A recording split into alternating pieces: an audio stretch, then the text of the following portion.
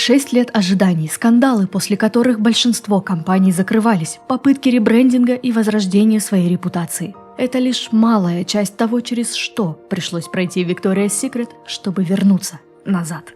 Привет, я Надин, и сегодня мы с вами поговорим о культовом возвращении. В прошлом видео я вам рассказала небольшие истории о каждом показе. В этом же мы с вами обсудим исключительно шоу 2024. Устраивайтесь поудобнее, мы начинаем.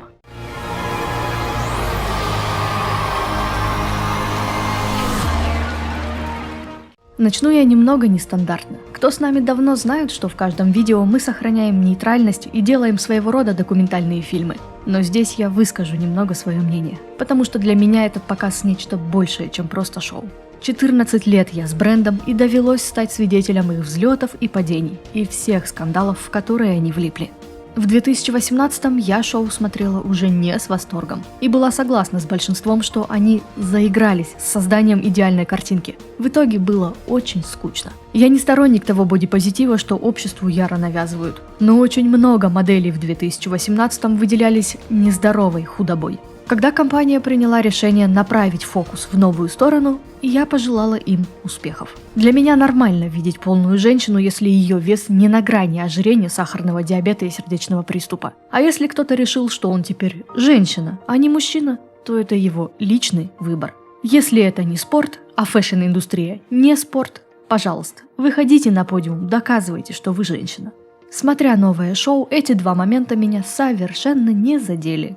В 2023-м после Жизель, Наоми, Адрианы и Кэндис в одном флаконе у меня внутри все ёкнуло. Вот они делают анонс нового шоу, восторг, негодование. Но отдел маркетинга, надеюсь, уволили после этого. Задумка с туром оказалась очень неплохой, фильм получился интересный. Для людей, кто интересуется модой, взглянуть на детали, процесс работы – свое отдельное удовольствие. Но вот только таких единицы. Большинство ждали шоу, его как бы анонсировали как шоу. В итоге никто ничего не понял, вставки про дизайнеров смотреть было неинтересно, а Микаэла Старк таки добила ситуацию. Даже у меня все внутри взорвалось, когда я увидела кадры с крыльями, которые были разбросаны везде как тряпки. Сотни часов работы других людей просто облили грязью. И опять же, надеюсь, отдел маркетинга уволили. Посыл ее коллекции имеет смысл. Линейка размеров нижнего белья почти везде очень ограничена. Красивого нижнего белья. Я человек относительная доска, могу без проблем найти себе все, что угодно. Женщина с выдающимися формами, к сожалению, позволить себе этого не может. Вот и Микаэла пыталась миру показать, как некомфортно себя чувствует женщина, приходя покупать белье. Но в итоге это вылилось в агрессивное навязывание и море критики, где даже полные женщины сами писали и выражали ей благодарность за то, что с ее подачи теперь мир будет высмеивать их еще больше. На полгода Victoria's Secret исчезли. И вот они вернулись. Начитались куча комментариев от поклонников, что хватит творить эксперименты, дайте то, что было хорошо. Для меня было хорошо. Критиковать можно постоянно и бесконечно. Я не хочу этого делать, за меня уже это сделали другие. Далее в видео расскажу вам о недовольных. Для меня это была ностальгия. Это было тепло, это было приятно. Побубню на открытие. Энергии Джи не дала совсем. Крылья – огонь, очень красиво. Может быть, из-за них и не смогла зажечь, боялась потерять равновесие. После объявления, что Адриана вернется, первая мысль была «а слез-то было?». И как-то странно немного было, такое прощание, и тут снова здравствуйте. Забудьте про все сказанное, я аж захлопала. Она была хороша. Выход икон 90-х – это просто… Вот мем с мистером Бином, вот это я во время их выходов. Ну и мисс Тайра Бэнкс. Тайра – это Тайра. И в 80 эта женщина зажжет под собой подиум. Есть нюансы, до которых хочется придраться, но лучше оставлю внутри себя больше положительных эмоций, которые Victoria's Secret вновь удалось зажечь. Ну а теперь перейдем к детальному разбору шоу, где про эти нюансы за меня расскажут другие. Начался поток ностальгических моментов еще в феврале 2024, когда бренд представил новую линейку Body by Victoria, где снялись Даутсон и Лили. Учитывая, что в августе прошлого года ветераны бренда также мелькали в новых компаниях, стало интересно, куда это приведет. В мае Кэндис и ее личная переписка с Victoria's Secret взбудоражили всю планету, сделав официальное объявление о том, что шоу вернется в прежнем формате, обещая добавить больше инклюзивности. В июле бренд представил новую компанию Dream, в которой вновь приняли участие бывшие ангелы Тейлор, Кэндис и Беати. Если участие первых двух уже было подтверждено, участие Принслу оставалось под вопросом. На все это она отвечала завуалированное «посмотрим», добавив, что по сей день хранит теплые воспоминания о шоу. Victoria's Secret продолжили наращивать волну ажиотажа, раскрывая имена новых моделей. Но в конце августа они просто добили всех. Заветное приглашение на показ Джиджи Хадид вручила лично мисс Тайра Бэнкс. И все поняли, что грядет определенно что-то интересное. Сама Тайра поделилась, что думать не думала, что когда-нибудь вернется на подиум. Тем более подиум Victoria's Secret, по которому легенда в последний раз прошла в 2005-м. В середине сентября был сделан анонс с музыкантами, кто выступит на новом шоу. И составляли его исключительно женщины. Лиса, Тайла и матерь моды легендарная икона Шер. И вот 15 октября гламур, подиум, халатики, крылья и убийственный состав моделей зажгли новую главу в истории Victoria's Secret. Шоу прошло там же, где и началось, в Нью-Йорке. Бруклинская военно-морская верфь окуталась морем блесток, перьев и сказочных крыльев. Показ впервые прошел в прямом эфире. За происходящим вместе со зрителями в зале наблюдало еще несколько миллионов человек. На розовой дорожке новые руководители бренда заявили, что над шоу работали исключительно женщины. Без упоминаний Бейонсе на дорожке, конечно же, не обошлось. Кто в теме Диди, поймет, о чем я. Кто нет, можете посмотреть наше видео. Одна из гостей поделилась, что музыка Бейонсе идеально подошла бы для шоу. 50 моделей из 25 стран представили 5 сегментов.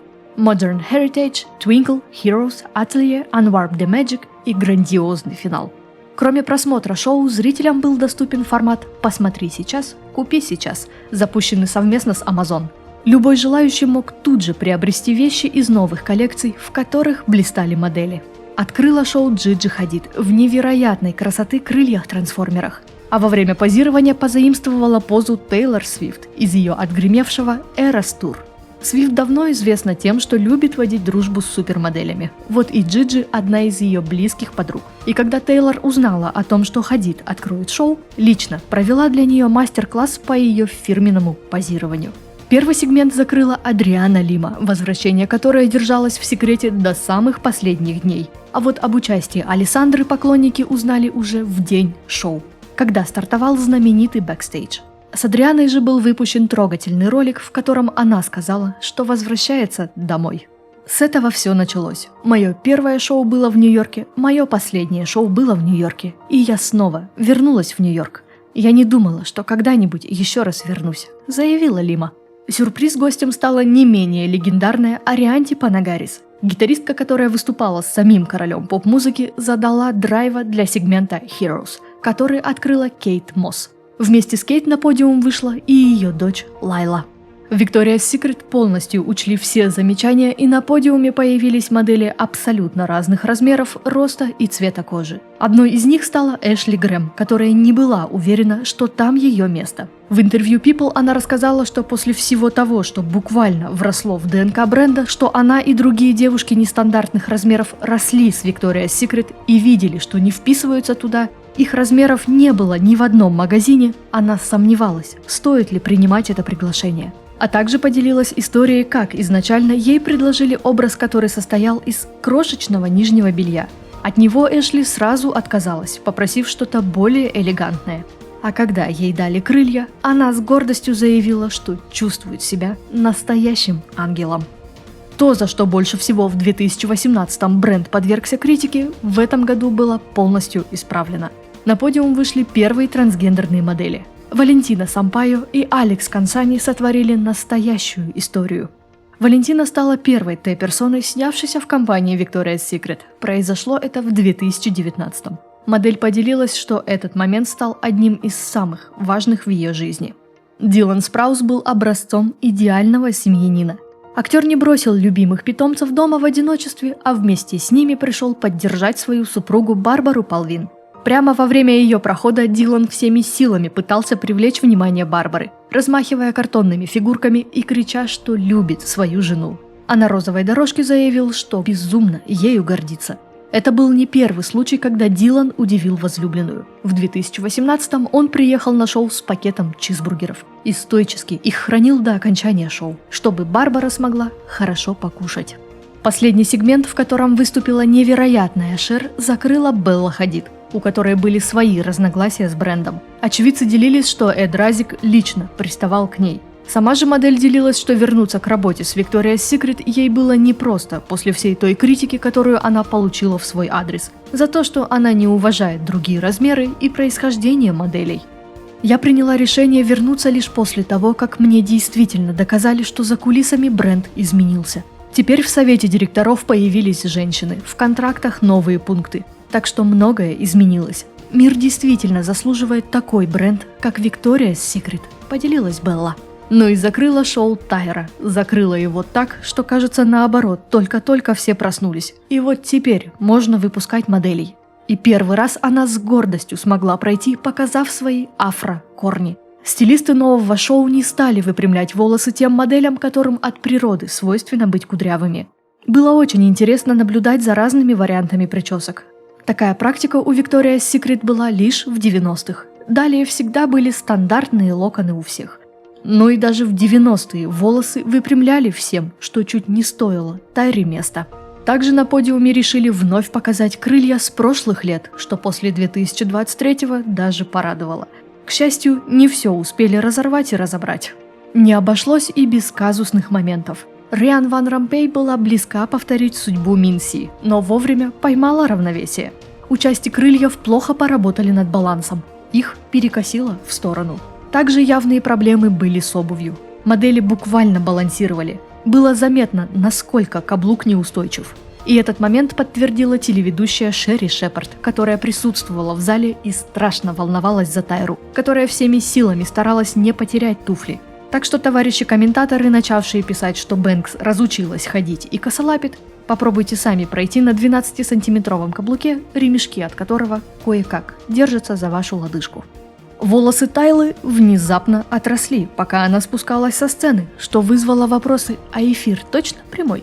Добило то, что трансляция явно была не прямой, прическа Паломы ЛССР.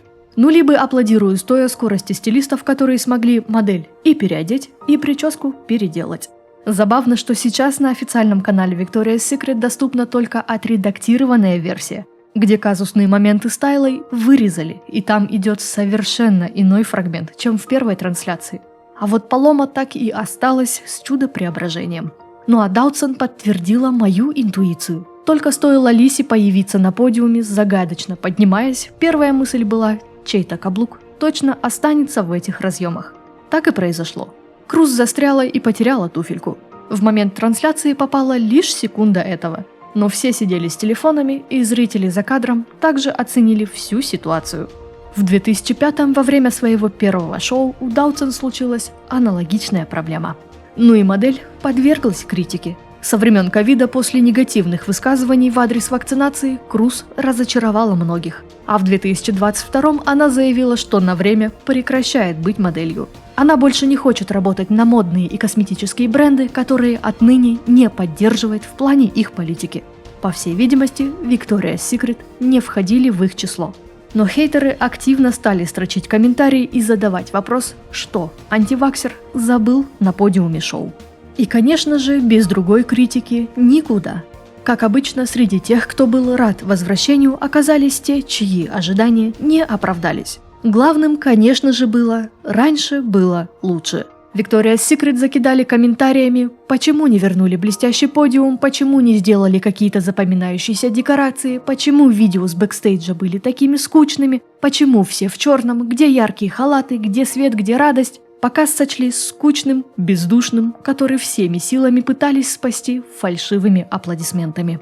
Очень многим не понравилось, с каким лицом прошли некоторые модели, словно их заставили быть там. Против воли затащили на подиум. Даже Кэндис попала под эти недовольства. Еще все разделились на два лагеря. Одни писали, что нужно больше новеньких девушек, другие писали, что верните ветеранов, а новичков запишите на модельные курсы, чтобы они научились ходить. Потому что походка Тайлы и Лисы была в разы лучше, чем у многих вышедших на шоу. Еще успели пройти и по внешности моделей. Часть из них обвинили в любви к Оземпику, а в адрес икон 90-х написали, что нужно принять свой возраст и не позориться, выходя на подиум в таком виде. Не понравилась также идея прохода змейкой в сегменте Twinkle. обрушились с критикой и на крылья, написав, что на уроках труда ребенок может сделать лучше, а их работа выглядит как крылья из детского отдела, которые можно купить за $2. Досталось и людям, отвечающим за трансляцию, которые слишком быстро меняли камеры, не давая толком разглядеть образ. Все сошло снова к раньше было лучше, и что лучше бы они смонтировали показ нормально. А фанаты Адрианы и вовсе обиделись, что их любимица не получила ничего значимого, а образ для закрытия сегмента в спешке, как и крылья, заказали с AliExpress. В итоге вердикт недовольных был, что Victoria's Secret до сих пор не могут понять, в каком точно направлении двигаться. Также были вопросы, почему некоторые из старых моделей и ангелов не вернулись на шоу. Многие, вероятно, просто-напросто не захотели. Это мое личное подозрение. А вот что написали о некоторых другие издания. Хайди не вернулась, потому что сейчас является амбассадором Intimissimi, что запрещает ей работать с конкурирующими брендами, такими как Victoria's Secret. В день шоу она вместе с Ленни как раз презентовали новую коллекцию. Жизель еще в 2020-м заявила, что уходит с подиума и не планирует возвращаться, отдав предпочтение фотосессиям и рекламным кампаниям. Скорее всего, Victoria's Secret отправили ей приглашение, но она его не приняла. Кендалл Дженнер не появилась на подиуме, потому что у нее контракт с Calvin Klein, в котором точно есть пункт о неконкуренции, что не позволило ей появиться в новом шоу. Вокруг Миранды выстроилась целая теория, потому что ее уход в 2013-м дал очень много поводов для слухов. Появились статьи, в которых говорилось, что ее контракт не был продлен из-за ее сложной репутации, и она не очень хорошо влияла на публику, из-за чего компании с ее участием имели плохие продажи. Разик сразу заявил, что это бред и все у них нормально, и на шоу 2013-го она вернется, но в итоге вышло ни Миранды на шоу, ни нового контракта. Сейчас модель больше сосредоточена на своем бизнесе, косметическом бренде Cora Organics и линии мебели One Kings Lane. Ну и стала многодетной мамой и часть своего времени уделяет семье. Карли же также сосредоточена на своих делах и больше теперь предпочитает телевидение подиуму, став ведущей проекта «Подиум». А ушла она из Victoria's Secret, потому что стала понимать, что бренд не нацелен на поддержку женщин и не хотела становиться той моделью, которая навязывает молодым девушкам нездоровые и нереалистичные стандарты. Еще все очень ждали Лили, ведь она появлялась в новых компаниях, но на шоу почему-то решила не появляться. Здесь причину я не знаю. Если кто-то в курсе, дайте знать в комментариях. Пусть и снова Victoria's Secret пытались раскритиковать, найти какие-то моменты, которые они так и не поддерживают, не исправили, не изменились, большинство остались в восторге. Крупные издания вновь пестрят заголовками, интернет обсуждает каждое перышко, поклонники спорят с хейтерами. Это означает, что что-то бренд точно сделал правильно. После всего того, через что им пришлось пройти, при этом все равно, сохраняя свое имя, подводит к тому, что это было триумфальное возвращение. И, вероятно, у фанатов снова появится традиция перед Рождеством – готовиться, обсуждать сказочную красоту. Ну и на этом все. Спасибо, что досмотрели до конца. Делитесь в комментариях своим мнением о новом шоу, ставьте лайки, подписывайтесь на нас везде, где только сможете и захотите. А мы пошли работать над новым видео. Увидимся совсем скоро.